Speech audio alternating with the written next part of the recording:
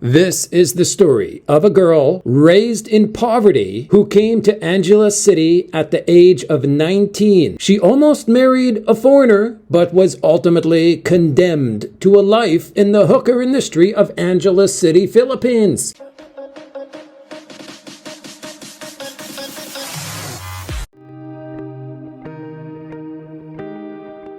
She was born in a small village in the Philippines on an island called Leyte near the city of Tacloban. She was very happy growing up in this beautiful village, but it was a sad place to grow up in, and it still is today. In the farming areas in Leyte, nobody has very much. When Bing was young there in her town, the villagers, including her own family, they barely had enough to eat. Although things have gotten better since then, it still really is the case. They really don't have much to eat in these parts. But her family did have a lot of love and happiness in their family. I mean, we all know how the Filipino families are. And all the neighboring families were the same. So a typical morning there when she was young, everyone would wake up and talk and enjoy the clean air and the beautiful open spaces. As this area, it's near Santa Fe, okay? It's nearby Santa Fe. It's nothing but farms and open spaces. So she said that in her village, everybody was pretty much the same. They were all poor rice farmers, and the future of the kids was going to be as a rice farmer. And this is the most the parents could offer the kids in terms of a future. Bing's parents had they had a lot of kids, okay? They had 4 boys and 3 girls, including Bing, so 7 kids. And Bing, who this story is about, she was the youngest in her family. So the kids always knew when they were young that they were going to grow up and they were going to take care of their parents and each other too as they got older. And nothing makes Bing happier than to take care of her family. When she was 7 years old, electricity came to her village, and the siblings would entertain themselves by turning the one light bulb in the house. They'd switch it on and off. The kids would giggle, she remembers, and she remembers also her dad would get mad at them for sort of playing around with it. Outside the house, the kids, for fun, in the village, they would go down to the river to play in the water, as the mothers would do the laundry in the river. The dads were always busy doing the same thing, okay? Working hard in the rice fields. The mom would work alongside their husbands during the busy season. In the village, there was one school when she was a child. One school, one classroom, and one teacher for all the kids. The teacher tried hard to look professional, even though it meant wearing the same clothes Monday to Friday. You know, buying an outfit for herself. It was outside of her budget, so she just wore the same clothes all the time. The teacher, she was in the same position as the others. You know, she was just getting by. Bing was the top student for her age level.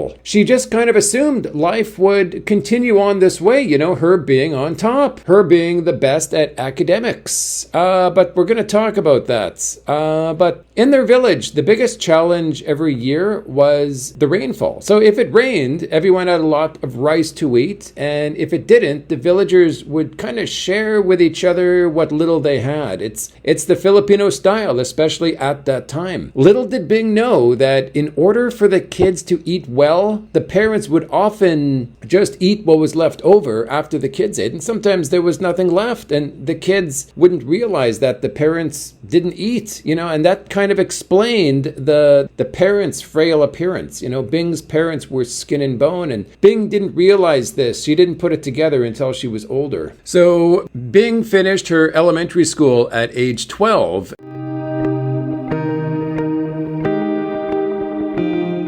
And she wanted to go to high school. The problem was that from high school on, it cost money to attend, and her parents, they couldn't afford it, and the schooling was not a high priority for the parents. They were just a working family. The priority was rice farming for Bing's family. The parents expected Bing to help around the farm at this time in her life. Bing had a very depressing and helpless feeling, but her hands were tied, and her parents' hands were tied too. The only way it would be possible for her her to attend high school was with the help of someone outside the family. Her eldest brother, who was in Tacloban, he was working as a laborer. He had a baby and another baby on the way, and he was planning to get married. He had too many obligations being remembered, so she could not ask him, as he had his own life now. On top of this, the father needed to buy farming supplies, and he even needed a motorbike. But of course, he did not have enough money. So Bing's father needed money, okay? So he was asking around the neighborhood, the village. He needed to borrow some money, and someone in the neighborhood told him about getting a bank loan based on the value of his land. Bing's father didn't know how the bank loan worked, okay? But the bank loan manager came to the village to talk to him.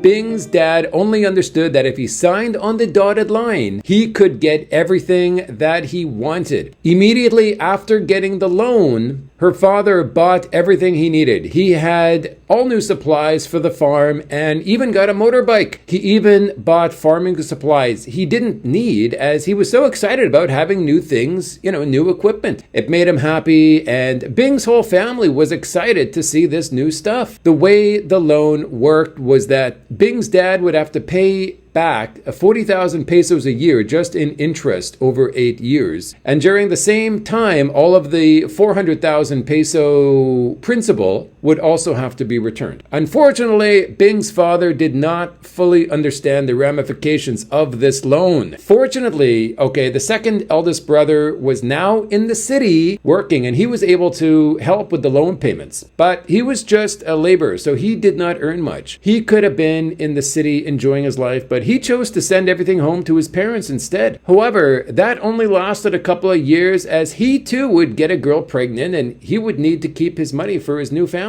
Bing's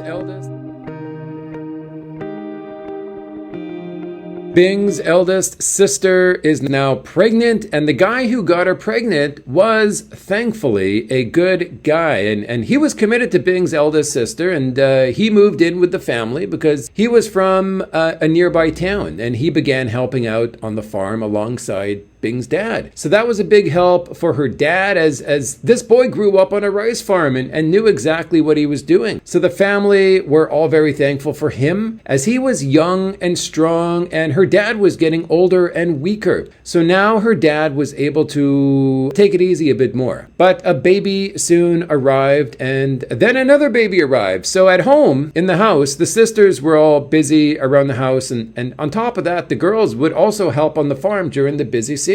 So Bing said, "Thank God my sister married a good man, because he was good to us, and we would be having a very hard time on the farm without him." By now, Bing noticed that her father was very worried about the bank, as the calls began coming in, and the money was getting harder to come by for her father. She noticed her father sitting outside by himself, staring into space, and he was just not his usual self with his daily activities. He did not look happy. He looked empty. He looked as though he had lost everything. Bing asked her mother what was wrong with her dad, but the mom just shook her head and would not open her mouth. Ever since her father took the loan, he had managed to pay the interest on the loan each year, but he was not able to pay the principal. And in 3 years, the loan was going to be due, and if her dad did not come up with the entire principal, the bank was going to take the farm. In the village, it was expected that the kids would inherit the land, and they would all live together and farm the land together. They would not earn much, but they would be together and they would be happy. However, if the dad lost the land, they would be forced to separate and look for work throughout the Philippines, and this would lead to a life of being a low-wage slave. Over the years, the dad not only paid the principal, but he also added to the principal by buying gifts for others, like a motorbike for his son, washing machines for his family, and both of his sons as well. The principal had now increased, and it became an impossibility to pay this off over the next 3 years. In the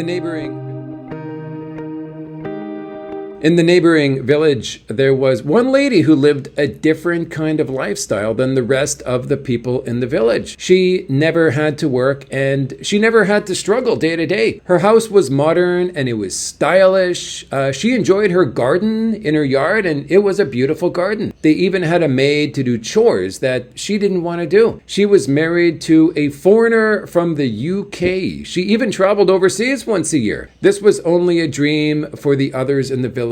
Every time she would return from overseas, the villagers would gossip, wondering about her experience, and everyone was curious where she went. Nobody really talked to her. They just wondered about her. It's said that if anyone in the village becomes rich, you must separate yourself from the other villagers because it's obvious that they will ask you for money. And if you give to one, then everyone will go to you asking for money. Nobody knows with certainty how she met her UK husband. To us, says Bing, she had met a god. Foreigners to these villagers at the time were mysterious creatures who came to the Philippines to rescue these girls from poverty. But where were they?